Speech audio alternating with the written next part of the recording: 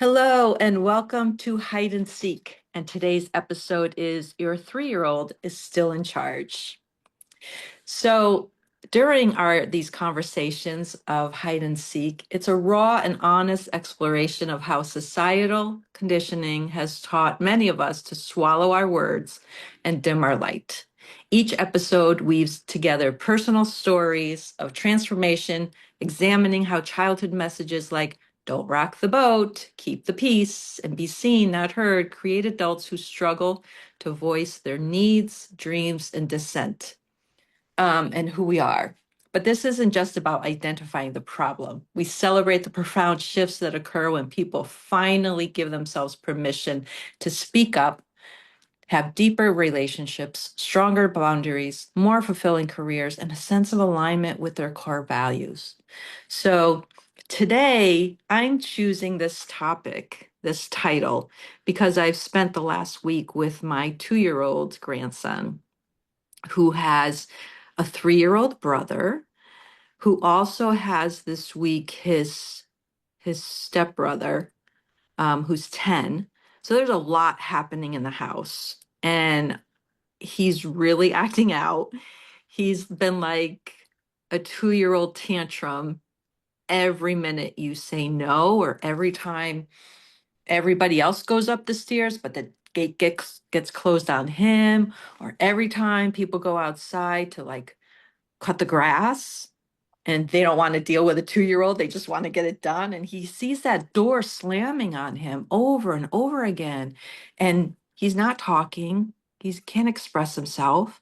The only way he expresses himself is by having a huge screaming match. And his mom's busy, right? So he doesn't always get on her lap.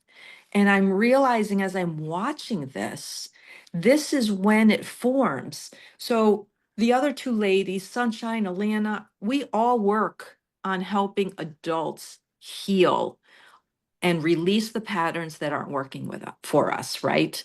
But all these habits and patterns that we learned and we've been conditioned to be who we are at this young, tender age of 2, 3, who creates beliefs that there's always somebody else important, or there's always somebody else who needs the attention or who gets the attention. So I'd love to explore, because this is the tender age of when my grandson, the 2-year-old, is forming beliefs about himself, that he comes last. The older stepson, mom doesn't get to see him that much. So he's more important. He's more special. And of course, you've got an infant who needs to be fed. So I would love your thoughts and your ways of helping your clients shift. And like, first, we have to become aware of that this is happening, right? I'm seeing it in the forefront of when it first starts. So let's start this conversation of what is it stirring in you? So who would like to go first? Alana, let's go with you. Hey everyone, what's stirring? I I know how much the beliefs are so powerful, and so here is this unconscious, right, in this 2-year-old that is just absorbing everything, and it's this absorption. There's no rational mind there that doesn't come online until it's more like age 7 or 8, and so it's like we're just absorbing, and your grandson is just absorbing, he's just watching, right? And now he's also energetically though formulating some pieces too. And I think a lot of times we don't look at the energy, we don't realize we're all so intuitive that we can't even articulate even at 2, because at 2 we actually are still really connected to God and source and all of these Mhm. other factors, all these energy pieces where we see what's going on and we know it. You know, he can feel it, he can smell it or taste it or hear it or whatever his heightened energies are. And yet he's in this little tiny body that is placed. in all these different experiences, lots of experiences. Like you just laid out, that's a lot. Like we forget because we're adults and we're so far disconnected from when we first came onto the planet and just how overstimulated things can be. Mhm. And then that overstimulation carries into our adulthood, and then, the subconscious absorbing all of this. This is how we react when we're older. We don't know why, wow, this is so overwhelming that the door slammed and I'm by myself and I feel alone and all these things come into play. So it's really interesting because yes, the beliefs are formulating in this subconscious mind that are going to create the pathways for how we react rather than respond, or how we behave in the future. And then as the adult, we actually react from that 2-year-old space, right? Like it's my 2-year-old that's screaming at you right now. It's not really me, but the Yeah. 2-year-old didn't feel seen and heard or get that hug or sit on mom's lap, like you mentioned. And so all of a sudden, that's what we're actually longing for or desiring when we're older, and we don't realize it. And then we beat ourselves up because we should be blah, blah, blah. It's like, oh my gosh, I love this conversation because there's just already so much to unpack. Yeah. Yeah. Thank you. How about you, Miss Sunshine? I know you have a lot of info. Oh, yes, lots to say. And what is really sticking out for me, just there's positions in family too, right? So your Mhm. grandson is that I never say like the middle, but that like in that position, that's what he chose to come in for. So that is just a completely different thing. He doesn't want any kind of conflict, right? He wants to make peace with everybody. He's absorbing, taking in everybody's feelings and transmuting them. So there's a lot more on different dimensions that is happening. But age two, right? And when we're young, as soon as we come out of out of the birth canal, we are getting conditioned, right? So at age two, we're learning the language because we don't know language, but we can't communicate language yet. So there's a lot of feelings and of course temper tantrums because we can't get it out. We're feeling things more than what we're understanding words are. So it's really hard to speak. And it's very interesting on being able to connect that as an adult connect back to places of us that need to be healed because we weren't feeling a certain way or we didn't get that love that we thought is the way we would get love. And we can't put the pieces together until we do that inner work and we start understanding all of that.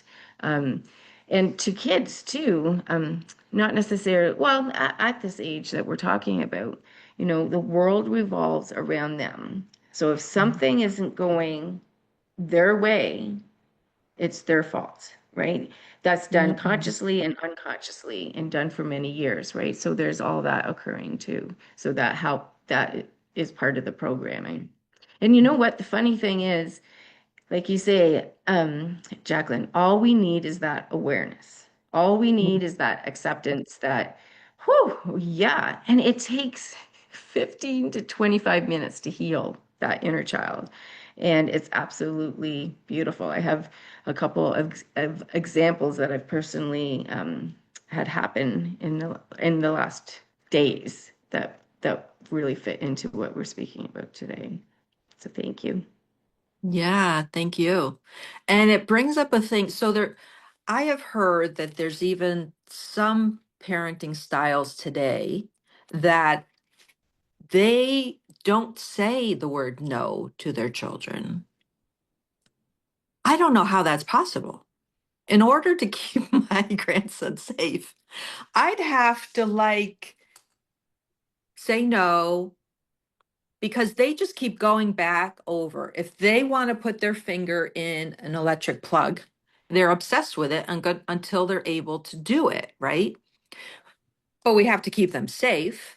So, how do you not have them do that without saying no? You're trying to redirect them. But let's face it, sometimes when a kid gets that idea, they're not going to stop. All they want is that because it got a reaction out of you. So I want that even more. And so what I started was like, it's like training an animal. I hate to say it, right? but we're training to keep them safe. We just have to keep them alive for one more day, right? So it's like slapping your hands really hard when they go near something, right? Just to draw them away and kind of break that pathway. Um, but what are your thoughts on saying no? Because some, Well, yeah, go. my twins are 11 now, and we worked on this when they were little. You're younger mom, so please share some insights. Yeah, I'm older. And again, because I know that the subconscious actually does whatever, it doesn't know negative. So whenever you say don't touch this, all the subconscious hears is touch this. Touch And the this. child hears touch this. So saying no, saying don't, as much as and it's just interesting because again, it's not easy. Why? Because we're Not easy. programmed this way and it's our conditioned automatic response. And so just like you're saying, like clapping your hands, doing anything different is already actually helping us to pattern interrupt.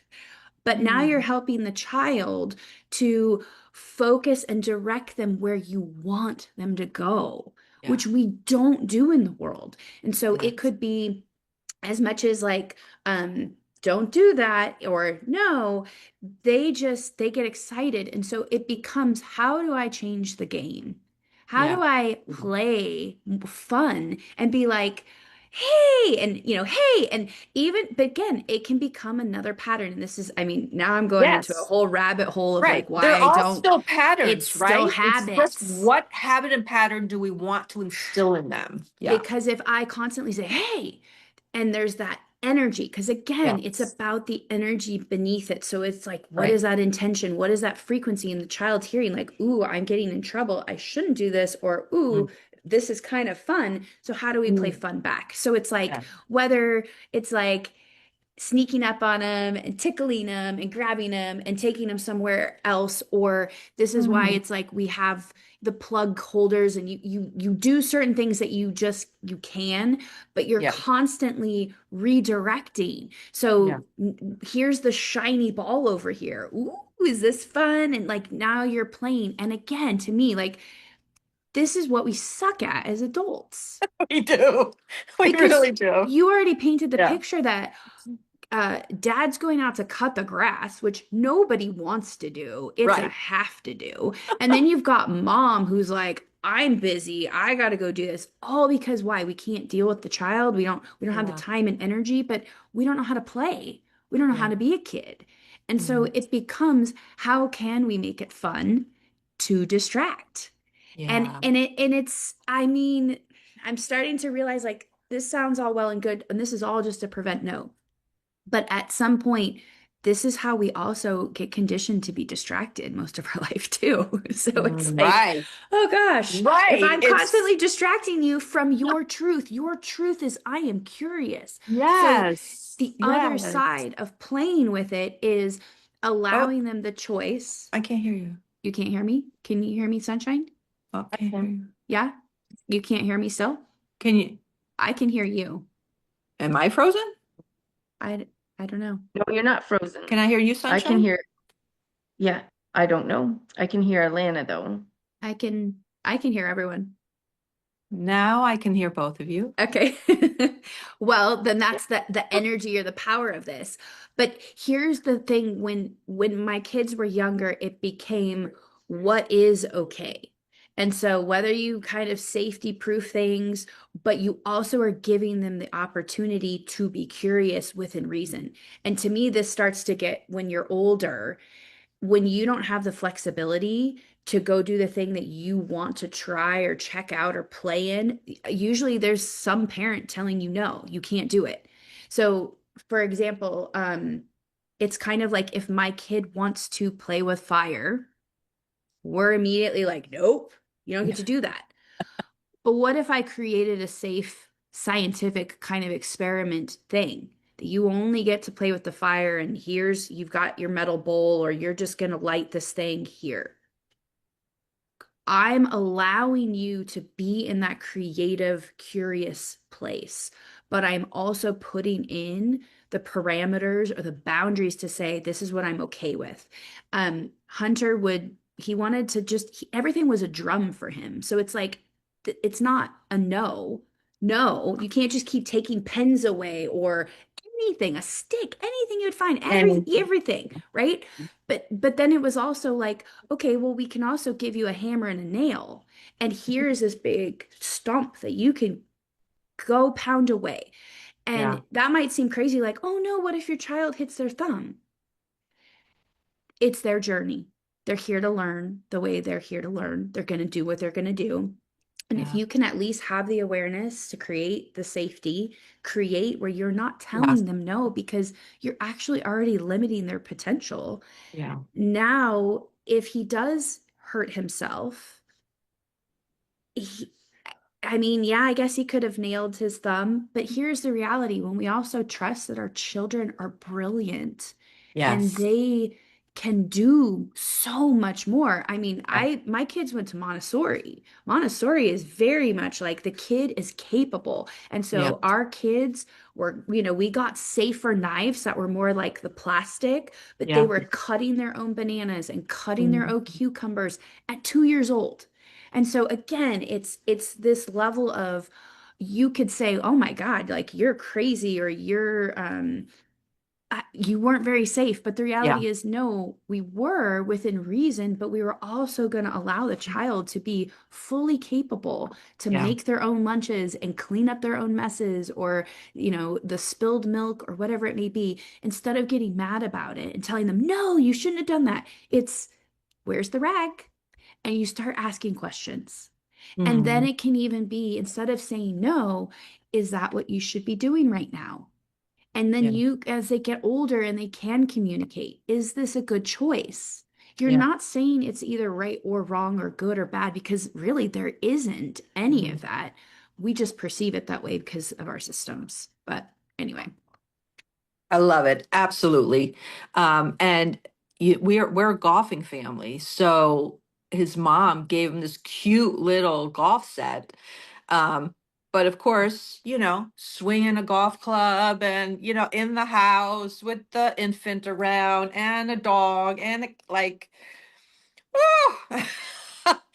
But letting them explore. When my kids were young, I had my older son, we talk about human design. He was a manifesting generator, just like this little guy is. So they're busy. So I'm like, okay, I'm washing dishes. Let's pull up a chair. Yes, we're going to get water everywhere, but I'm going to show you how to be a human that takes care of himself.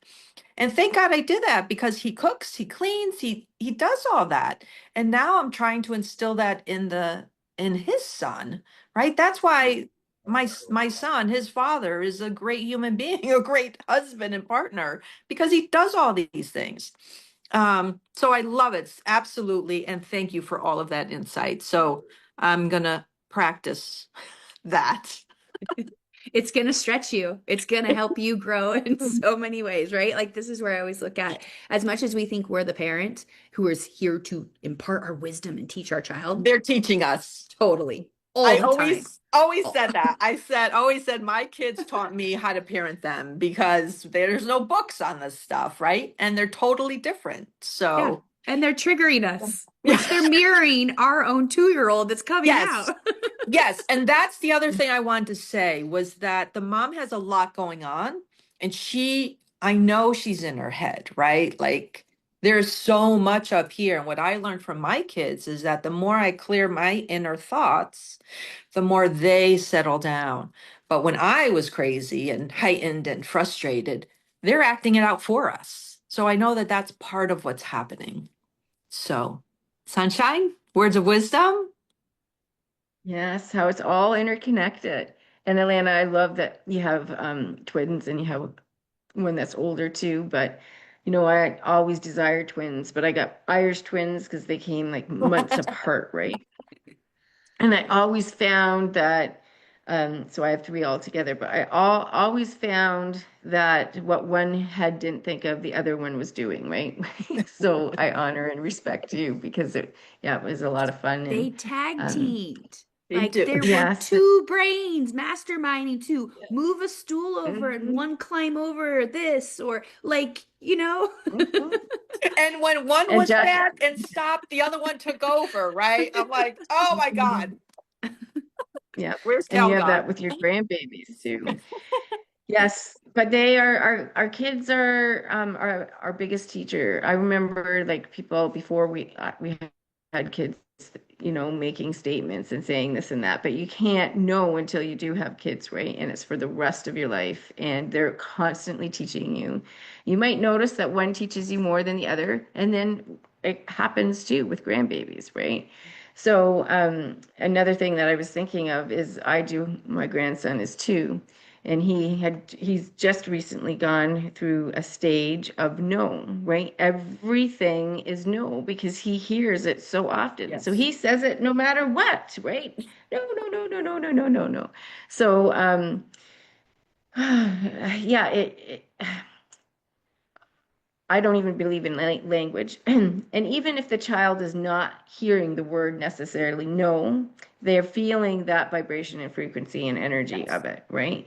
It Yeah. gets very, very confusing because, we can be thinking one thing and then acting another thing, and the child can feel that confusion Yeah. because they're tapping into the energy. So if we're talking about language and no, I think it's important that's not all that they can hear at all times. Mm. I love what Alana was talking about and sharing. And I also believe that a no can feel very good too, right? So they have to learn that at the same, kind of thing. There's just so much going on. And when it comes to certain things, I think parents can get triggered, right? Grandparents can get triggered, and Oh we're yeah. getting triggered, opportunity to heal, right? So everything that's around us is giving an opportunity to heal, which healing just means moving forward, realizing, hey, there's a piece of me that's like out there and kind of lingering, taking up my energy that I don't consciously have awareness of. But let's do some stuff around it. So, and we get so caught up in just our physical body, our physical communication, seeing what's going on. But I'm always reminding people, there's that soul level, right? We all Mhm. have the soul's doing it, the soul has all the wisdom.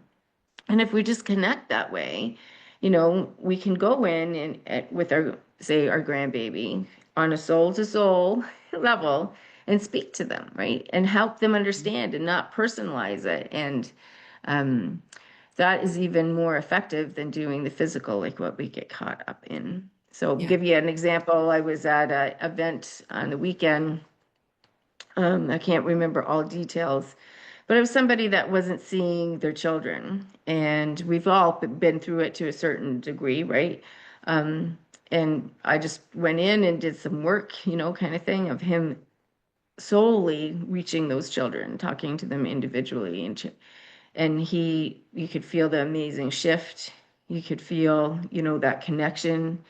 There's no words for the gratitude for what he experienced, right? So we get so caught up in this physical, Priceless. and there's just so much Oh yeah. more, right? The emotional, mental, Absolutely. spiritual.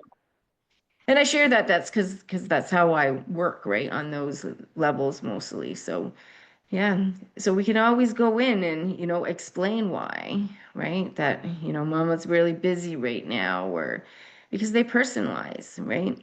My Yeah. grandbaby is with his mom that's a single mom, and I can talk to her physically about, well, he's taken on all this stuff, right? Like he's listening, he's taking in, but some people might not understand that.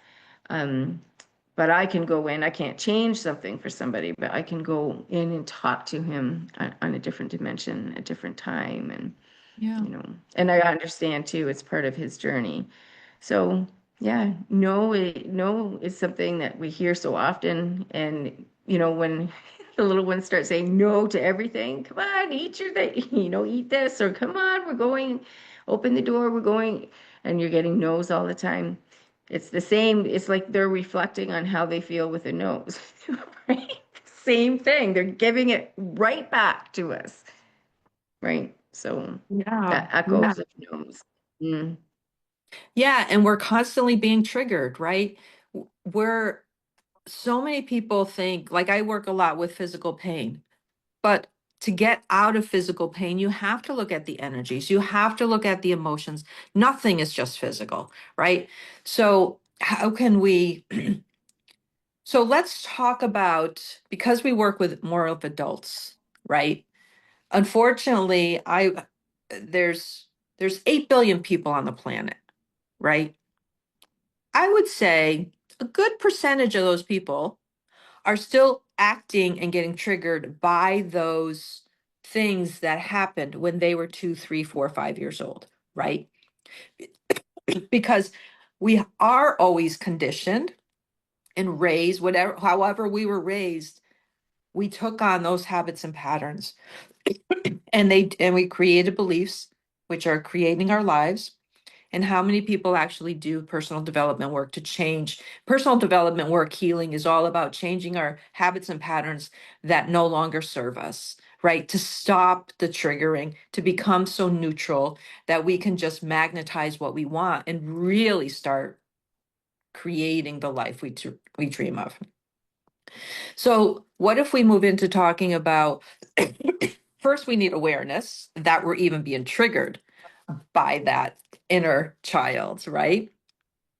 Can you both share some ways that your clients get triggered or even ourselves, right? I have, yeah, I have an incident that happened just recently, um, that fits right into this, and so we can be triggered even as like children, as teenagers, as adults, right? So I'll give you a prime example. Um, my second daughter's, so she's the one in between in the family, and she has a certain personality, to deal with everything that maneuvers around her. So her, like the kid's father and I aren't together anymore. And her graduation was coming up. And it was really special for her to have her parents there, right? I'm open to communicating with her dad, but he's not like that towards me. So, but it's hundreds and it's the thousands of people, right? Like very big, very busy, very crowded. And then I had my other daughter who chose not to have me at her graduation for whatever time in her life, right? So, but I wanted to speak to her about it. I desired to speak to her because I knew it would be a trigger. So I just mentioned, hey, it's a busy week. I have a retreat going on and everything. We're kind of talking, and I put it in there. Right away, she's triggered, right?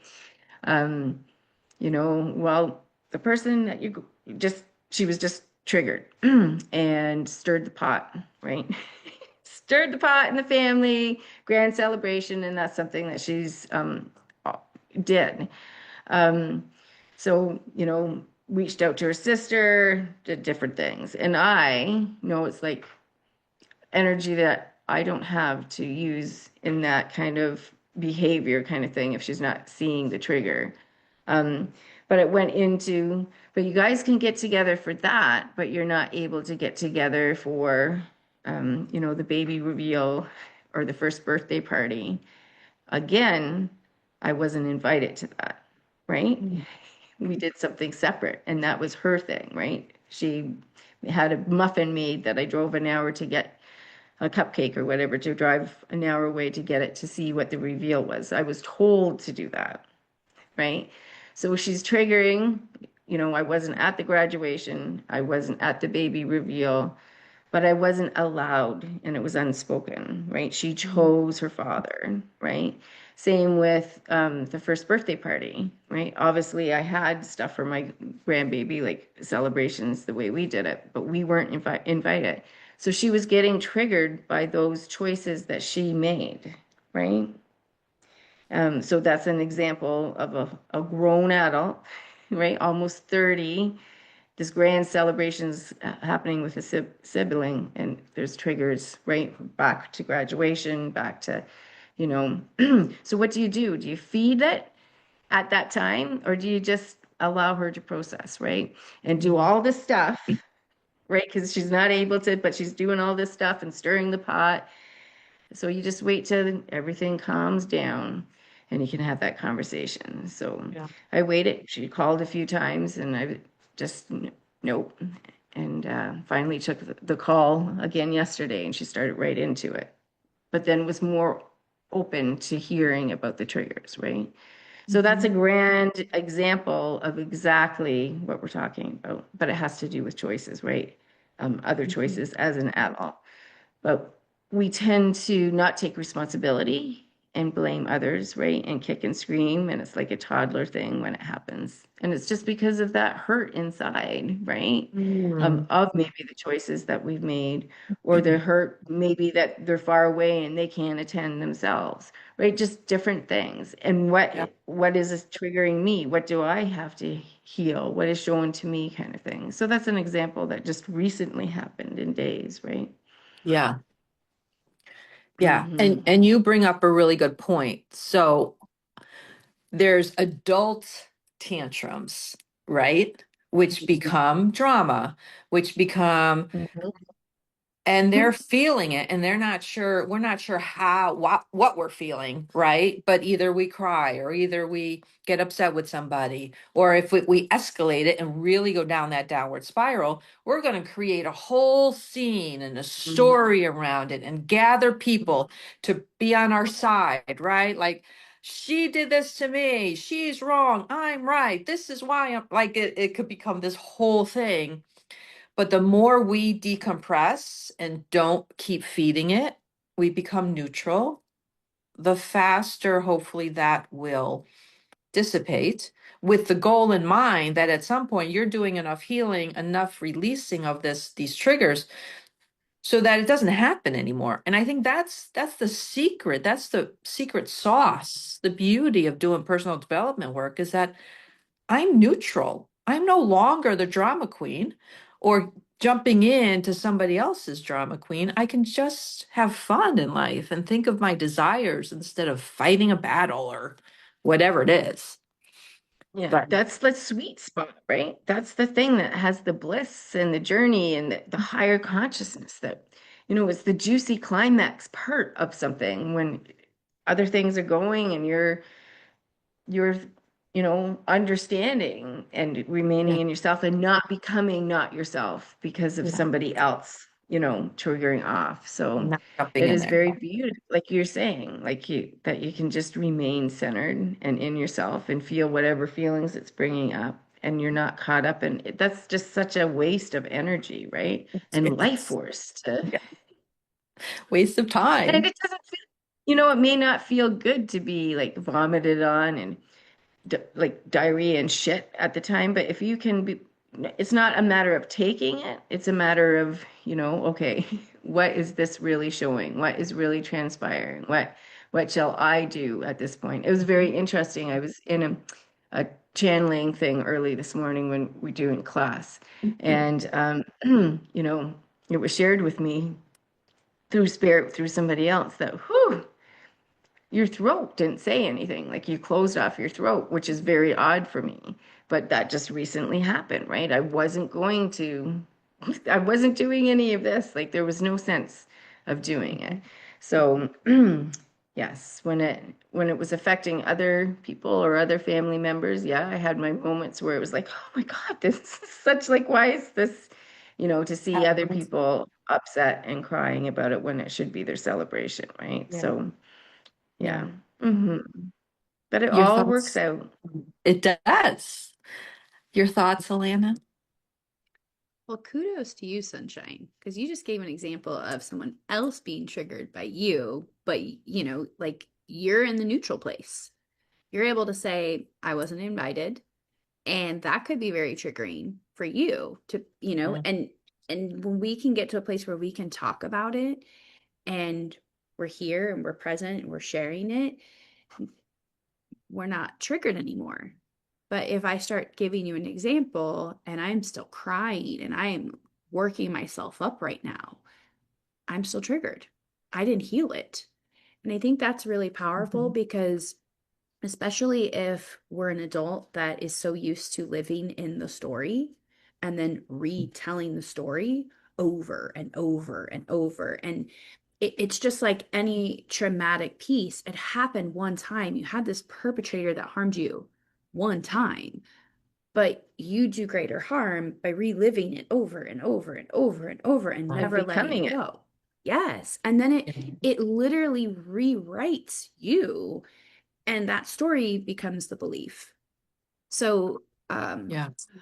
I think I've mentioned it before, but I'm gonna, drop our energy medicine solution book, because the chapter I wrote about, if you want to hear when I was really triggered, had a rage moment, go check out my Quiet the Mind chapter, because I wasn't present.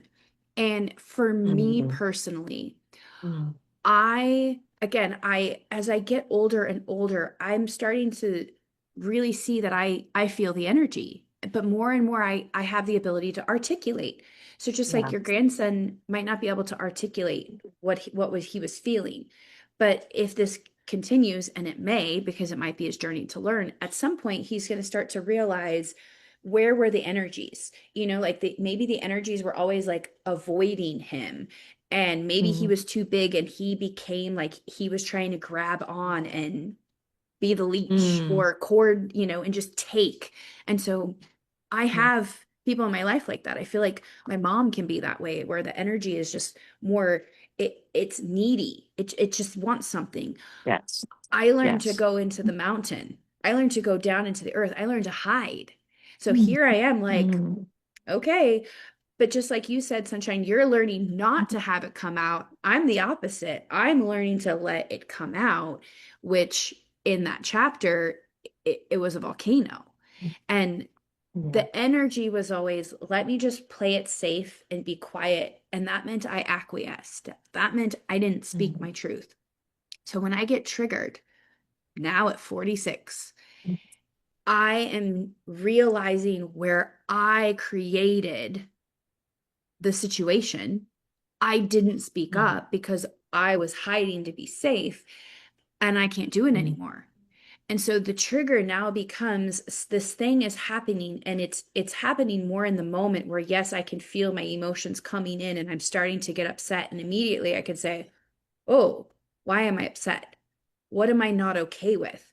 And now I'm learning how to speak up, because if I'm truly in yeah. that neutral place, I'm going to have that awareness, and we're going to start to notice when I'm no longer neutral, right? That's the moment you're triggered. You can be triggered mentally, you start having these thoughts, you can be triggered emotionally, maybe even physically, because your body learned to try and punch you in the gut to get you to be like, "Hey, we're not okay with this."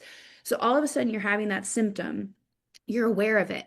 And for me, if I could just speak up and be like, "Look, hey, I get that you're interrupting right now. I'm not okay with that. I'm still talking." Right? If I'm neutral, I'm not shouting, I'm not snippy, I am Mhm. totally full of love. I can't control what the other person's going to do now. I can't control that they're not going to retort and be like, "Oh, well, look at you," and because this is the shit that happens. This is the constant triggering. Yeah. We're in this feedback loop, like a microphone and the big speaker, where it just keeps going, gets louder, and everyone's like, "Oh my God, I can't." That's energetically what happens when we start to feed off of each other. And if I can just get to the place, because that's all I'm here to work on, is me, and finding that neutrality, holding that neutrality, and infusing it with love and holding love, that I'm actually the mirror now for you to heal your own triggers.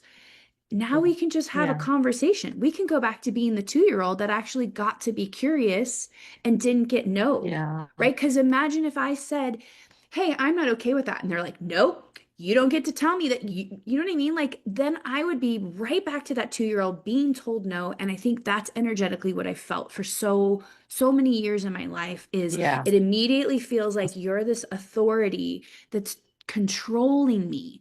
Nobody wants to be controlled. Mhm. That's a huge part of how we get triggered. Yeah. Beautiful. There's so much here. And the other piece is, when we heal, we're standing in our power. So when we release all of that, we're speaking up very consciously, very powerfully, not in a nagging way, not in a needy way. It's just who we are. And what if more people on the planet stood in that compassionate, powerful space? where we spoke with love and a very strong power, right? Not insulting, not any of that stuff that goes back and forth, but just who are. Because when we're not doing that, everything by all this triggering, we punish ourselves. And we have to stop that. This battle that goes on in our heads that believes these beliefs and these stories, like it's time to let it all go. So thank you, ladies, again for another fabulous conversation. If you're watching this and you are involved in family groups, moms groups, wherever this information needs to be heard and seen, where we can even help just one person to release the battles, release the triggers, please share this with people you love, and please comment. Please share this with everybody, because again, our goal and our mission is just to help heal one more person of that 8 billion in the world. So let's really create a ripple effect. So have a fabulous day. Thank you, everybody, for being here, and have a great day.